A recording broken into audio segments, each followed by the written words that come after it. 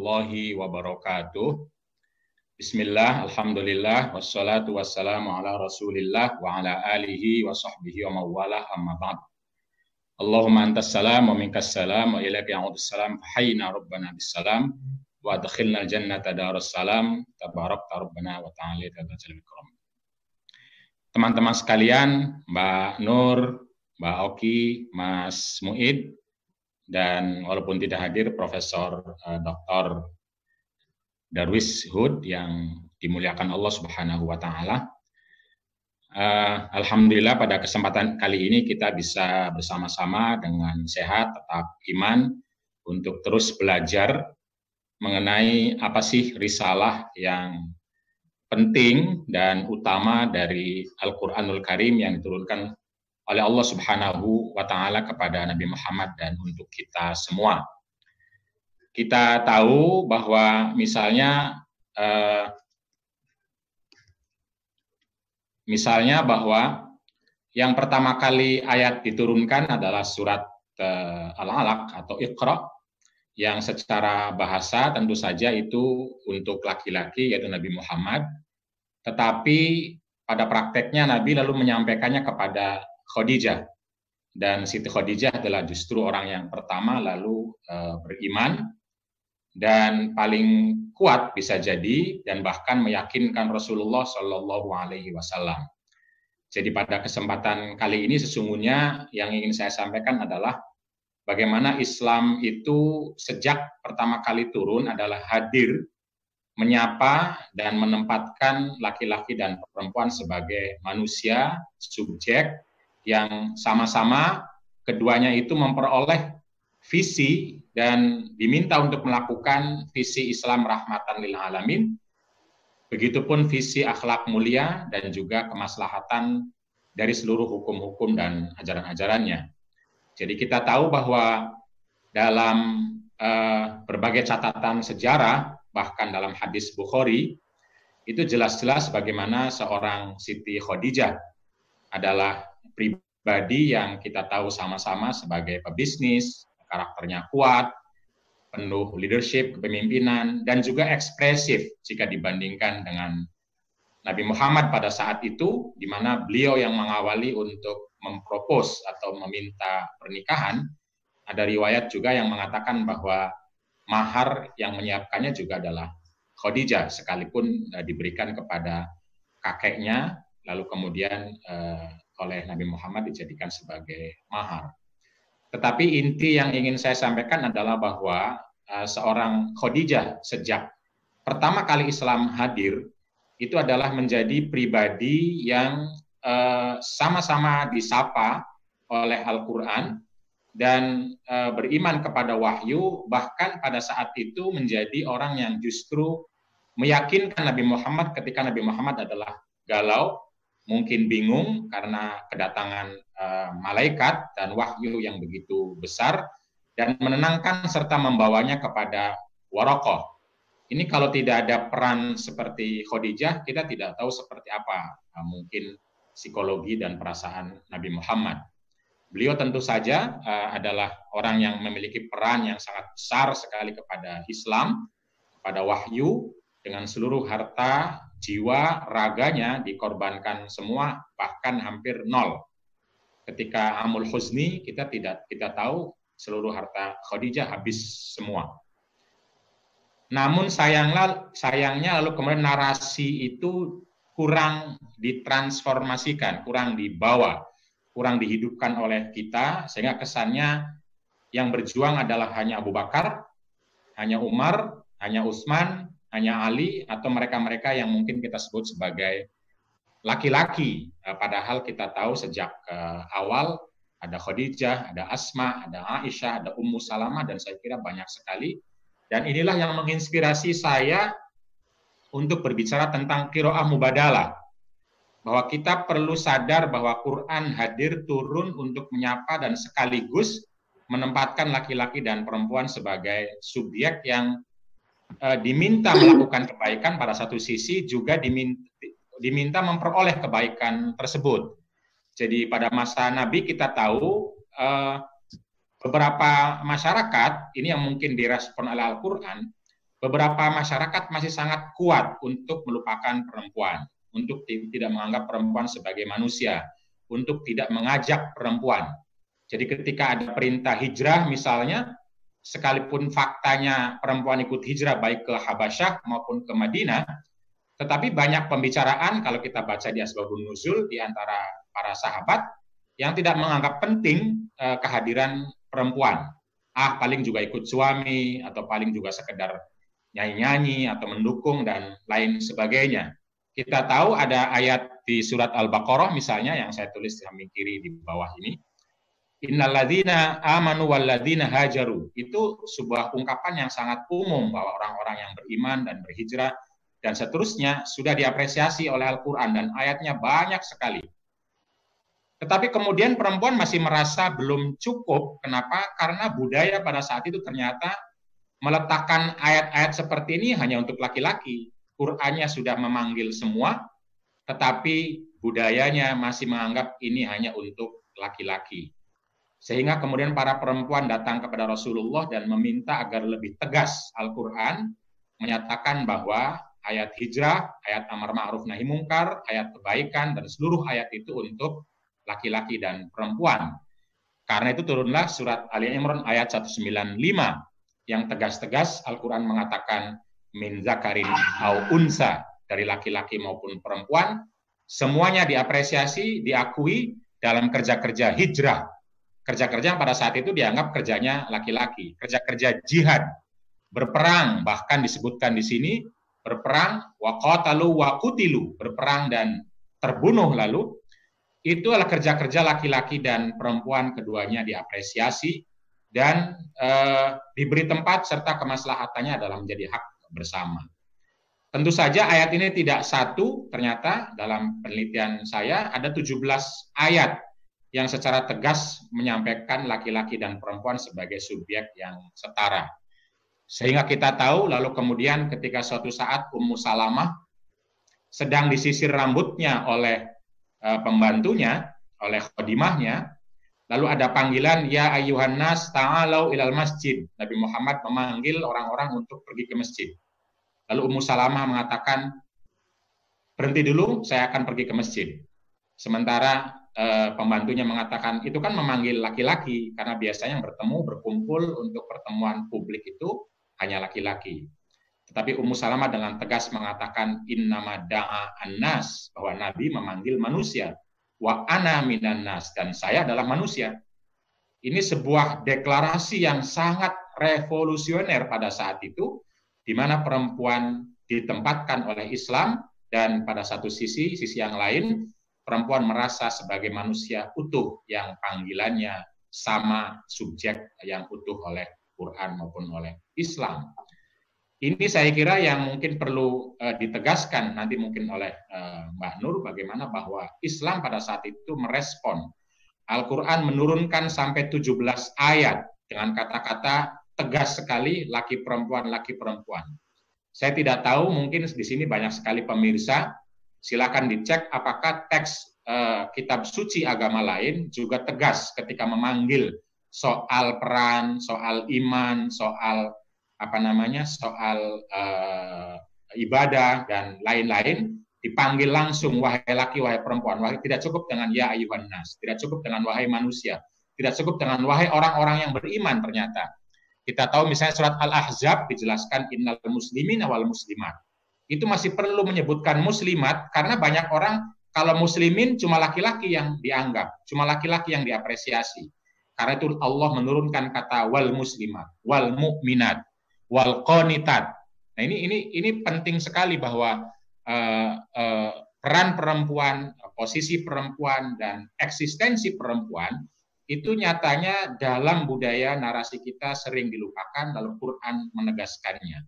Saya tidak perlu membaca semuanya karena waktunya cuma 20 menit, tetapi yang paling kunci misalnya adalah ayat yang nomor 2 ini, yaitu surat At-Taubah, bahwa relasi laki-laki dan perempuan yang beriman, ini penting ditegaskan keimanan karena seringkali susah untuk menerima relasi mubadalah atau relasi kesalingan, bahwa laki-laki dan perempuan itu adalah aulia, satu sama lain adalah partner, penolong, pendukung. Karena itu penting untuk satu sama lain memandangnya secara bermartabat, sama-sama manusia, secara adil, di mana kapasitasnya digunakan bukan untuk merendahkan, tetapi memberdayakan, dan juga maslahat. Maslahat artinya membawa kebaikan untuk diri maupun orang lain. Jadi kunci dari ba'dukum ba'duhum awliya'u ba'din itu adalah memandangnya secara bermartabat, adil, dan juga maslahat. Dalam hal apa? Dalam hal seluruh kehidupan sosial dan publik maupun domestik. Amar ma'ruf, nahi mungkar, sholat, zakat, isu-isu ekonomi tentu saja, lalu pemerintahan dan sebagainya.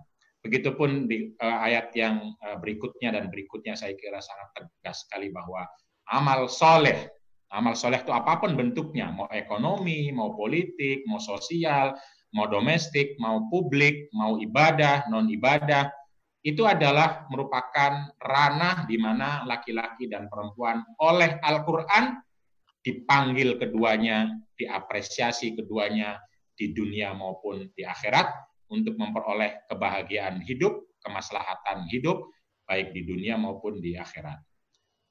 Karena itu kaidah kuncinya adalah bahwa al-ibratu bi'umumir risalati wal khitab, la bi khususi al-lafzi wal asbab. Bahwa yang utama itu kita harus melihat pesan dasar dari Islam secara umum dan ungkapannya secara umum kepada laki-laki dan perempuan, bukan melihat lafaz khususnya yang bisa jadi secara struktur bahasa untuk laki-laki atau untuk perempuan, atau asbabun nuzul yang spesifiknya bisa jadi untuk laki-laki dan perempuan.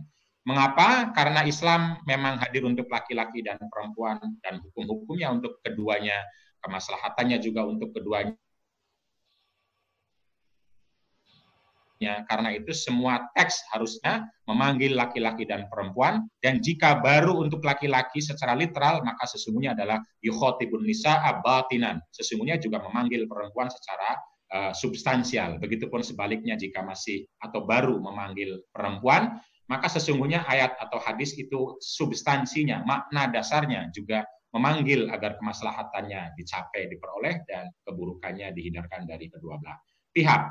Sehingga kita tahu relasinya adalah bahwa yang Tuhan hanya Allah, sementara laki-laki dan perempuan keduanya adalah hamba, makhluk, khalifah, manusia yang saling melengkapi, mendukung, bekerja sama, dan lain sebagainya. Yang satu tidak memperhamba atau menghamba kepada yang lain, dan kapasitas yang dimiliki, apapun kapasitasnya, baik harta, jabatan, keuangan, apapun, itu tidak digunakan untuk melemahkan, merendahkan, mencibir, mendiskriminasi. Hal yang sama juga seseorang yang mungkin merasa kapasitasnya kurang, itu tidak menjadikan dirinya rela untuk menjadi korban, dizalimi, dan sebagainya. Nah, saya tidak bisa berbicara panjang, ini beberapa kata kunci saja yang menurut saya masih perlu dimubadalahkan, terutama dalam hal ini adalah soal narasi terjemah. Ini contoh kecil aja bagaimana Quran yang 17 ayat sudah memanggil langsung laki perempuan, tetapi terjemahan kita masih hanya baru memanggil laki-laki atau bisa jadi perempuan. Misalnya doa Rabbana hablana min azwajina. Baik terjemahan tafsir Webcom dan sebagian besar terjemahan itu masih mengatakan, ya Tuhan kami, anugerahkanlah kepada kami istri-istri. Ini kan artinya doa ini lalu tidak bisa dibaca oleh Mbak Nur, Mbak Oki, atau teman-teman lain, karena dia meminta istri-istri. Kan harusnya meminta pasangan. Jadi kalau dia istri mungkin bicara suami, kalau dia suami dia bicara istri. Karena itu saya setuju dengan terjemahan Kementerian Agama yang sudah menerjemahkannya, berikanlah, anugerahkanlah kami pasangan atau keturunan. Nah, kalau saya biar lebih tegas, itu terjemahannya adalah anugerahkanlah kami pasangan dan anak keturunan yang menjadi permata hati kami. Dan kalau mau lebih tegas lagi, ini keren sekali loh. Quran sudah mengatakan doanya itu jadikanlah kami, kalau yang berdoa itu perempuan, kami sebagai pemimpin bagi orang-orang yang bertakwa. Ini sudah sangat memungkinkan lalu perempuan menjadi pemimpin. Berikutnya adalah ayat undangan, karena ayat ini sering ada dalam surat undangan. Sangat sayang sekali masih banyak terjemahan yang juga sama menerjemahkan azwaj hanya istri-istri, sehingga kesannya istri itu tugasnya membahagiakan suami dan tidak ada tugas bagi suami untuk membahagiakan istri. Sehingga istri tidak memperoleh kebahagiaan karena suami tidak ditugaskan untuk membahagiakan istri. Tugasnya suami mungkin membahagiakan mahasiswa, mahasiswi, santri, umat, dan sebagainya. Sehingga sang istri tidak memperoleh bagian kebahagiaan. Padahal ayatnya azwaj, dan azwaj secara bahasa adalah pasangan, baik suami maupun istri. Karena itu Kementerian Agama sudah menerjemahkannya pasangan-pasangan untukmu. Sayangnya katanya mu, bukan kalian, sehingga diartikan seakan-akan untukmu satu punya pasangan lebih dari satu, karena katanya pasangan-pasangan atau istri-istri. Karena itu kalau saya menerjemahkannya ya kalian. Kenapa? Ya biar pasangan-pasangan itu bagi kalian, wahai laki-laki yang banyak, satu persatu. Jadi memungkinkan kebahagiaan itu justru diperoleh dari pernikahan yang lebih mudah, mawaddah, sakinah maupun rohmahnya, yaitu pernikahan monogami. Qur'annya pun mengatakan kum itu kalian, bukan mu, kamu satu. Ini kan terjemahan itu bagaimana mereduksi dari kalian menjadi mu, satu sendiri. Kalau kita mau mu ya berarti terjemahnya harusnya satu aja, sebaiknya ya kalau memang mu. Misalnya yang bawah ini, jadi pasangan menikahmu satu orang. Itu kira-kira untuk ayat undangan, sehingga lalu kemudian tentu saja kebahagiaan itu menjadi hak suami dan istri pada satu sisi, juga menjadi kewajiban bagi suami dan istri membahagiakan yang lain. Jadi karena itu dalam tagline Mubadalah, sakinah itu adalah bahagia dan membahagiakan, bukan bahagia saja, bukan membahagiakan saja. Begitupun dengan arti mawaddah warahmah, bahwa mawaddah itu adalah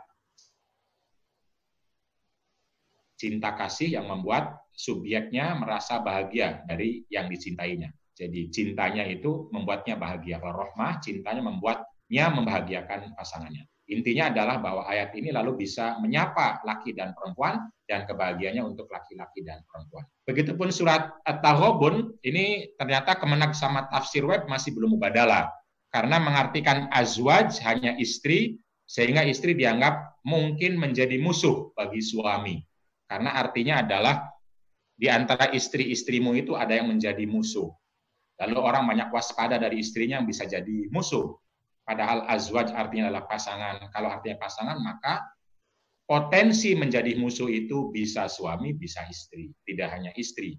Jadi kalau saya berharap ya Kemenak ada yang mendengar, lalu jangan sampai azwaj yang lain diartikan pasangan, yang sini masih artinya istri. Kalau mau konsisten harusnya pasangan juga, sehingga karena faktanya kan memang laki-laki ada yang mungkin punya potensi menjadi musuh bagi istrinya sendiri, begitu perempuan mungkin potensi menjadi musuh bagi suaminya. Karena itu perlu waspada di satu sisi, di sisi yang lain perlu relasi yang untuk islah, memperbaiki kembali sehingga tidak lagi menjadi musuh tapi menjadi teman yang aku dan kau menjadi kita saling membahagiakan satu sama lain. Jadi ayat ini memperingatkan suami maupun istri, tidak hanya meletakkan perempuan sebagai kemungkinan atau berpotensi menjadi musuh bagi suaminya. Hal yang sama juga ayat Ali Imran, ini juga sama, baik Kemenak maupun tafsir web, itu ternyata masih belum mubadalah karena masih menempatkan Zuyina linnas, manusia itu laki-laki artinya. Lalu contohnya adalah syahwat itu perempuan. Padahal kita tahu di ayat yang lain juga bahwa yang menjadi fitnah itu bisa laki, bisa perempuan, bisa harta, bisa jabatan, bahkan bisa rasul, bisa umat menjadi fitnah, menjadi syahwat, menjadi sesuatu yang menyenangkan. Nah, sementara terjemahan yang ada itu masih meletakkan perempuan adalah sesuatu yang menyenangkan bagi laki-laki, padahal di sini bahasa Qur'annya adalah annas.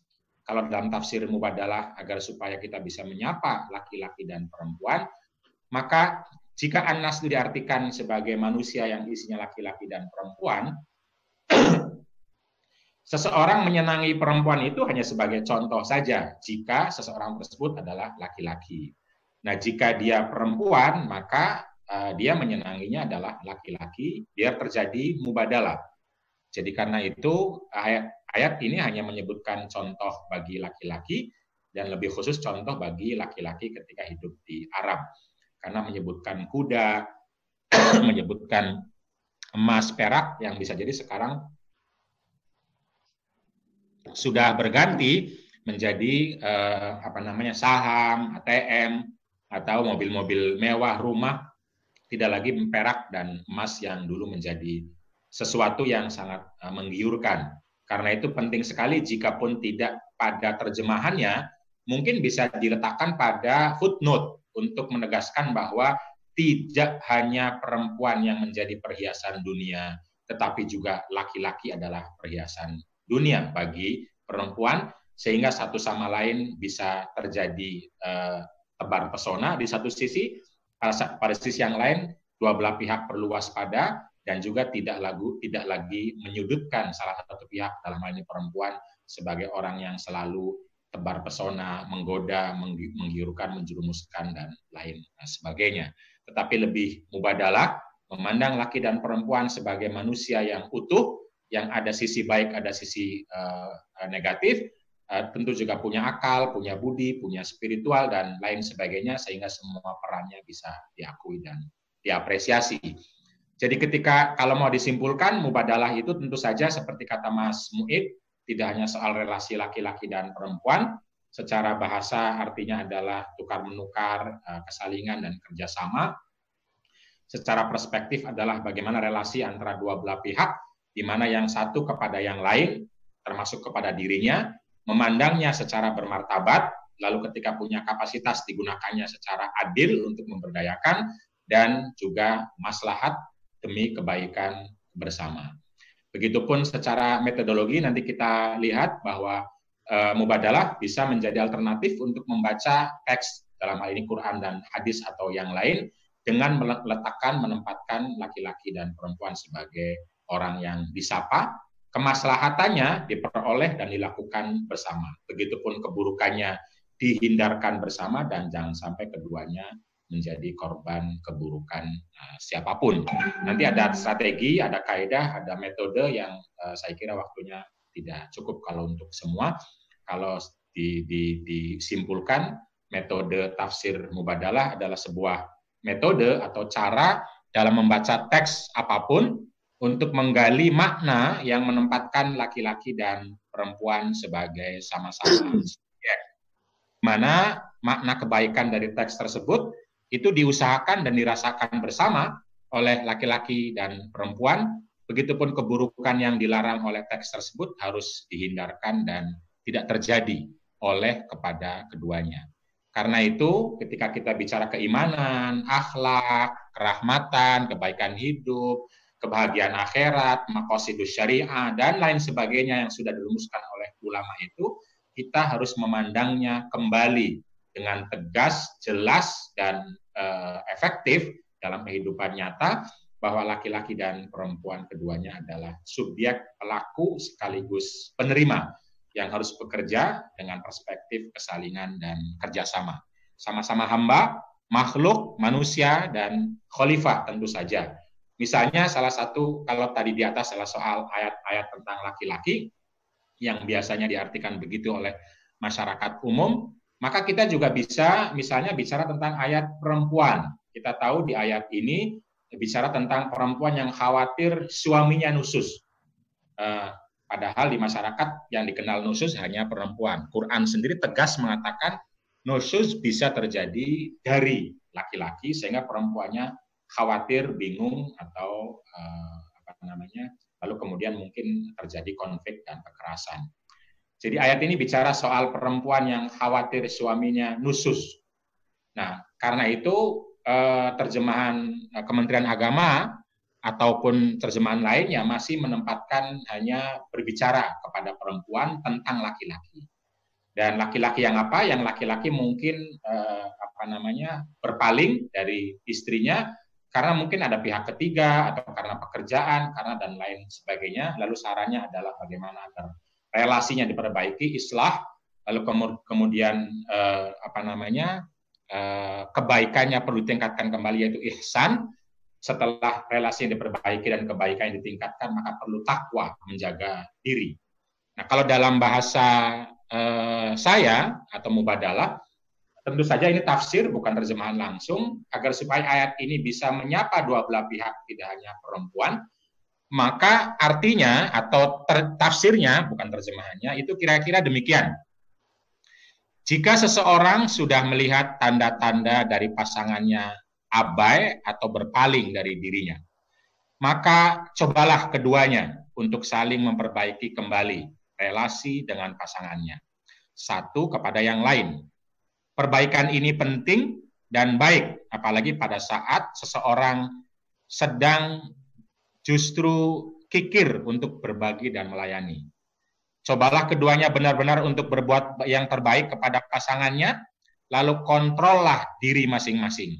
Sesungguhnya Allah Maha mengetahui keseriusan mereka yang mereka lakukan.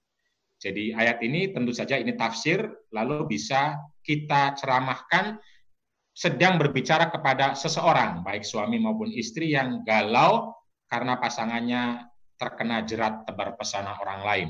Apa yang harus dilakukan? Lakukanlah islah, memperbaiki relasi. Kalau sudah diperbaiki relasinya, tingkatkan kebaikannya. Kalau sudah diperbaiki, sudah ditingkatkan kebaikannya, maka mari saling menjaga diri, yaitu takwa. Islah, ihsan, takwa. Dan Quran sudah mengingatkan bahwa ketika orang sudah terkena jerat tebar pesona, ini islah sama ihsan bisa jadi susah. Wa uhdiratil anfusu asyuhha. Pribadi-pribadi, jiwa-jiwa ini akan pelit, akan kikir untuk mau berbagi dan berbuat baik, padahal wasulhu khair, padahal berbuat baik, islah dan ihsan itu adalah baik. Itu kira-kira, dan karena itu kalau kita bicara dengan demikian, maka ayat ini bisa berlaku untuk istri, bisa berlaku untuk suami, yang mungkin takut atau khawatir istrinya juga terkena jerat pesona orang lain atau pekerjaan, sehingga tidak punya perhatian lagi kepada suami. Tentu saja ini tafsir, tapi intinya adalah bagaimana tafsir yang ingin mengajak bahwa kita semua ketika memperoleh kebaikan atau kemaslahatan dari sebuah teks Al-Quran, maka mari kebaikan itu ditujukan kepada kedua belah pihak. Begitupun keburukan, mari kita hindarkan oleh dan jangan sampai terjadi kepada kedua belah pihak, laki-laki maupun perempuan. Saya kira itu secara umum sebagai pemantik. Terima kasih untuk semua. Kalau mau berkunjung, silahkan lihat Facebook, Instagram, YouTube, dan juga sudah banyak di website Mubadalah. Sudah ada lebih dari 2.000 tulisan dari jaringan lebih dari 300 penulis dari berbagai sisi sudah menulis tentang isu bagaimana agar laki-laki dan perempuan sama-sama sebagai subjek khalifah manusia yang sama-sama penting, sama-sama mulia dalam memandang kehidupan serta memperoleh kebaikan-kebaikan hidup di dunia dan di akhirat. Itu saja, Mas Muid. Mohon maaf jika ada yang kurang pas karena waktu atau kalimat dan kata. Silahkan kita bisa berlanjut pada presentasi berikutnya atau pertanyaan dan yang lain. Wassalamualaikum warahmatullahi wabarakatuh.